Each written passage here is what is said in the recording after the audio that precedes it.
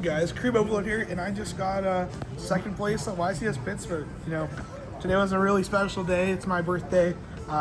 Amazing time. Got to spend it with a lot of really special people, and my deck did what it was supposed to do most of the time.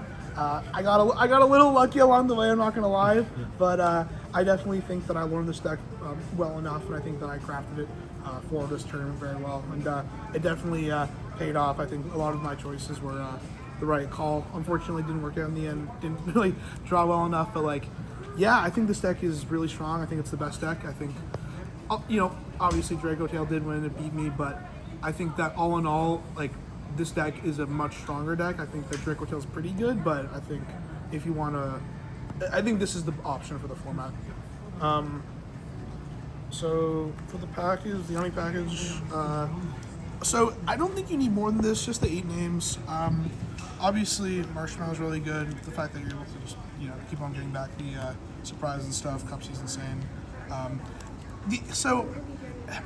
was considering playing a second Lollipo in the main, just to have another consistency card, but this deck is already consistent enough. It's kind of, I think it's 94% consistency. It's 17 starters and 41 cards, so it's not bad. I think it's worth it to just play the 8 to make sure that your deck counts low enough and have good ratios. And you don't really need more of these to play. They could banish it, but it doesn't really come up. It doesn't really come up, and yeah, usually you're just winning by that point. So yeah, Mignon and Surprise. I'm not maining a Croaky. I don't think you need it. I just think you want to play a little slim. And same goes for the Mitsu package. So I didn't play the bigger package. I don't think you need the bricks. I wanted to give a huge shout out to Ruja. Ruja, he helped me a lot with this deck. We threw a lot together. He was cooking. We were kind of going back and forth, but I just didn't feel that you needed those cards to win, and it just added another layer of bricks that you just didn't want in this deck.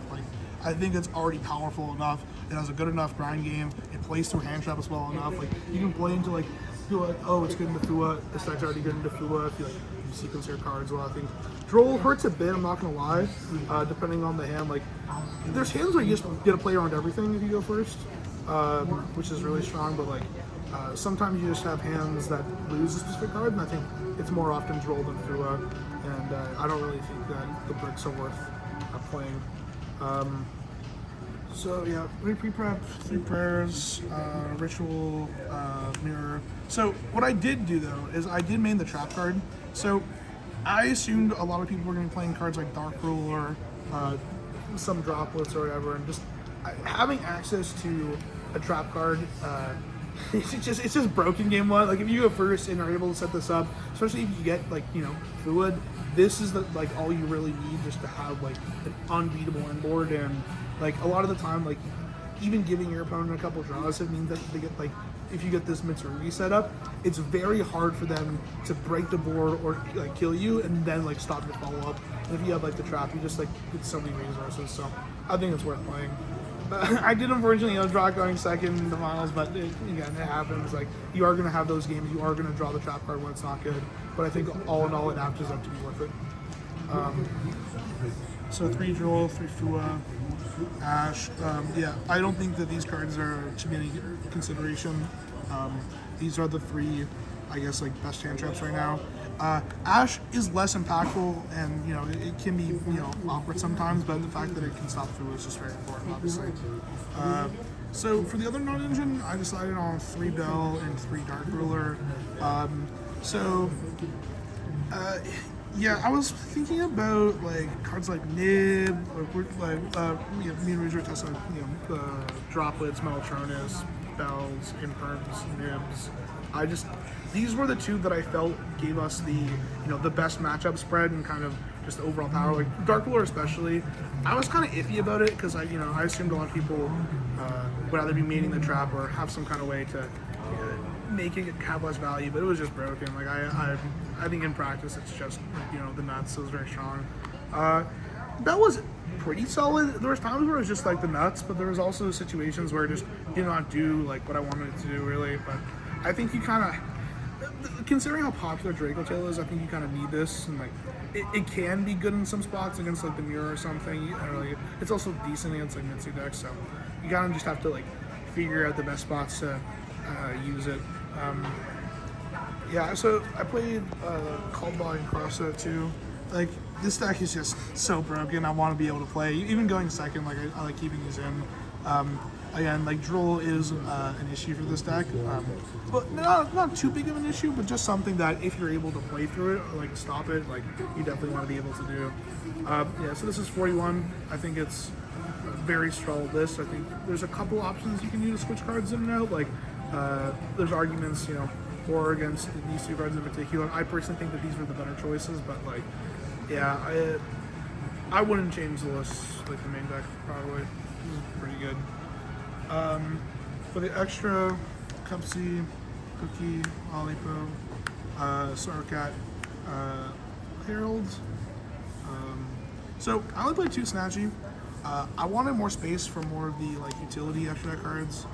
Again, I was talking with Bridge about this. We were like theorying, and just like we would rather have more like access to be able to push through game states rather than have kind of, I guess, more a better grinding game with like the third Snatchy. But even still, if you use your resources correctly, you have other Link 1s that you can use, and like just not making a Snatchy in certain scenarios, and it never came out for me, to be honest, like having a third one, so I'm glad I played the 2. Almirage. Yeah, so Link Spider did come up. I'm definitely glad I played this. Nim was super popular.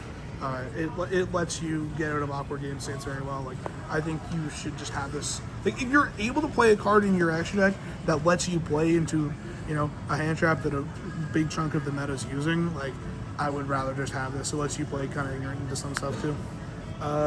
Yeah, the gravity controller, you need it for the Herald stuff. IP, SP, Dynamundo. This card's insane. Like, being able to just set up your Mirror Kumo anytime you want and have like another form of removal on your own turn is very strong. Like, I think one of the things that the Yummy engine has an issue with is being able to like spot remove. Like, it doesn't really have any good spell trap removal. Like, it's kind of weird being able to get rid of cards. It's really just like, you know, you like Cookie, but like it can get kind of awkward. So having an extra form of just free removal is very strong. And obviously triggering Merc on your opponent's turn. This card was ridiculous. It won me at probably 2 to 3 games, which for like one of the flex spots in the extra deck is absolutely worth it. In the mirror match, being able to stop a Murakumo, keep your board, and have them, like, it basically just puts them at a standstill that once you get your resources back, like, it's just, they can't really break through it. And that's kind of the whole, like, that's all you really need to do is just live till next turn and conserve your resources properly, because on that pushback, there's just no way that they're going to be able to stop it if you have even some sort of half board. And yeah, Zombie Vampire, this card is insane. Yeah, I don't think I'll change the extra either. Sorry, 3 Retaliating Seed, I didn't resolve it. It's good against the Draco Tail deck. I think I'd probably play it again. 3 Meows, I think I resolved it once against like a Fiend, I played it like Fiendsmith Mitsu. It was, yeah, I mean, it was good in that game. Nib was pretty strong. It won me a game or 2. I definitely was putting in a lot. So I was considering it mini at one point, but the problem is, like, it doesn't pair that well with the other hand traps I was playing. It just can get kind of awkward and it doesn't really get value. Like, I'd rather just have more engine or like more Mitsu cards, and so I don't think it was worth it to me. And definitely in the side though, obviously it's insane going first, and there's just certain matchups where having it going second is very strong, but yeah, this just nothing into Draco Tail, so I didn't want to take that risk either. I'm not sure if I would play a third. I was considering it, but I think that might be a bit much. I think 2's probably fine. So this is something that Rujo and Convinced Me on was another like consistency card. You just want to be able to play going first, and like although I didn't want to like main it, it makes sense to be able to just have an extra name, and it lets you play through drill better in certain lines, lets you make your deck more consistent. And I chose Lollipop just because the normal summon in particular, like we were talking about it's a bit better than Cookie. Like it kind of just isn't, it's a push on its own, being able to maybe do some sort of interruption with your opponent's stuff. So I think that makes it a little better than cookie, because if you conserve your resources, it doesn't really matter like the amount that you have, but if it's like, whether you draw it more often, the value you're getting from that normal summon is what I would consider more for that spot. And then a croaky, you kind of need this for like more of those like Draco Tail, like pure Mitsu is good against, even just going first against any deck is very strong, but there's some decks where you just want to have an extra form of back row removal, or like spot removal still, like what I was saying. This is really what the main form of Yummy spot removal is. I just don't think you can play it in the main deck. It's just not worth it. But yeah, it's good in the side. It helps with the double snatchy as well, and like some of the more grindy games. So 2 double cyclone as well. In theory, this card seems good. I didn't draw it. I did draw it, but I drew it with no prayers, prep, or any way to make it good. So I guess it was not great. In testing, it was fine. I probably would consider still playing it. I think I do want to respect the Draco Tail matchup a bit. I think that's obviously the second most represented deck, probably, if not first. It's very strong, so you have to respect it. Whether I respect it with double cyclone, not sure, but it seems pretty good. And then double black goat and judgment. So I was considering a bunch of different going first cards. Like we're talking about this. Like there was one point where I was siding the bridge. That was terrible. I did not want to do that. Like I just don't want those cards in my deck.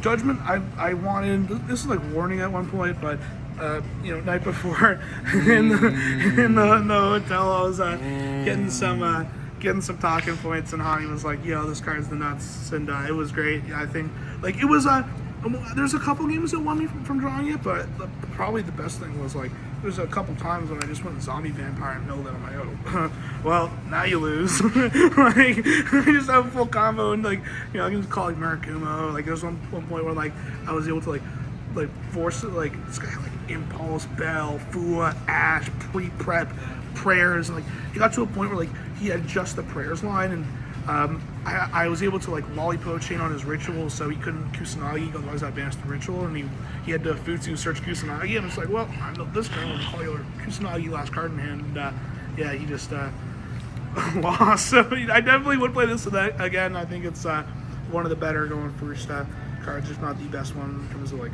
actual value that it can provide, especially with this deck of Zombie Vampire, like I was saying.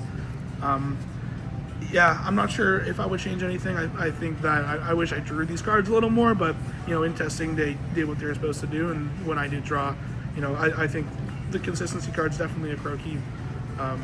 Nib, Judgment, these cards were all great when I drew them. Blacko was also very solid, so I think all in all it was a very well-built deck list. I think Rudra did an amazing job. He did like 80% of the work on that. I unfortunately was a bit busy with school, so my testing the last week was mainly consisting of us just like messaging and working on this list. So that's it for the profile. Thank you guys so much for watching, and just shout outs. Yeah, well, I was getting there. Just shout outs to my team, Team Inspire, and everyone for supporting me, guys. Thank you for being here. It's my birthday, and I might not have won the tournament, but I'm having an amazing time, and great weekend. Appreciate you guys watching. Let's go gamble. I'm sorry.